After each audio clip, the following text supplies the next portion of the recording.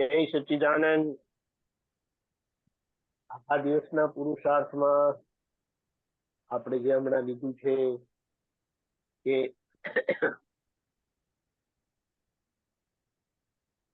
એ જે યાદ આવે, જેમની જોડે આપણે મળીએ છીએ એ બધા ભારે હિસાબ વાળા છે, અને એક આપણે અનુભવ પણ કરીએ છીએ કે એમના તરફથી કંઈક પણ આવે છે તો આપણને નાની મોટી અસર થાય જ છે. એ કોઈ રીતે સ્વીકાર થતા નથી. સ્વીકાર કરવા પડે છે, ભાવ બગડે છે. સ્વભાવ મળ્યા પછી પણ ભાવ બગડે છે, કારણ કે આ બધું હજી સમજણનો ભાગ બાકી છે. એટલે આ બધી અસરો માંથી નીકળવા માટે આ એક પ્રયોગ બહુ સરસ છે કે હસમુખાનંદ જેવો હું શુદ્ધાત્મા છું. હસમુખાનંદ યાદ આવે, હસમુખાનંદ મળે એટલે બે દ્રષ્ટિથી જોઈ લઉં, વ્યવસ્થિત હિસાબ છે એટલે એ યાદ આવે છે, અમને ભેગા થાય છે એટલે મારા સંભાળ નિકાલ કરવો છે.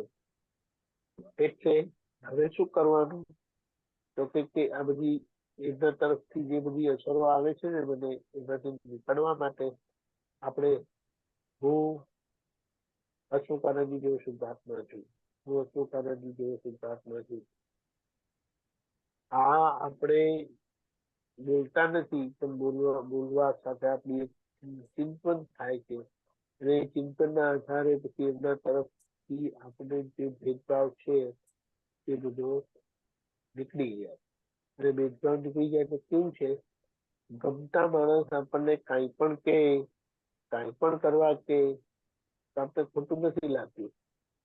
જે નથી ગમતા ને એમની સારી વાત પણ વાંચવી પડે આપણને કે આમાં કઈ ગડબડ હશે, એમાં કોઈ કામ સીધા નથી એમ કરીને. એટલે ધીમે ધીમે કરીને બધા જોડે આપણે આ એક કામ કરી દીધો, એક હૃદયના થઈ ગયા, આટલું કામ થઈ ગયું. એ દાદા ભગવાન એક હૃદયના હતા એ જોવા જેવી વાત છે. તે આજે જેમને મળ્યા નથી ને એમને પણ એમના માટે વાલ ઉભરાય આવે છે. એમને પણ એ ભૂલાતા નથી. એમને સપનામાં આવે છે, સપનામાં વિધિ કરી જાય છે. આ કલ્પનાની વાત નથી, આ બધાનો પાક્કો અનુભવ છે. એટલે એક હૃદયના થવું એ આપણો મોક્ષ માર્ગનો ધ્યેય છે, હેતુ છે, અને ત્યાં સંપૂર્ણ સિદ્ધાર્થમાં અનુભવ છે. દાદા ભગવાન આપણને બધાને ખૂબ સમજણ, શક્તિ,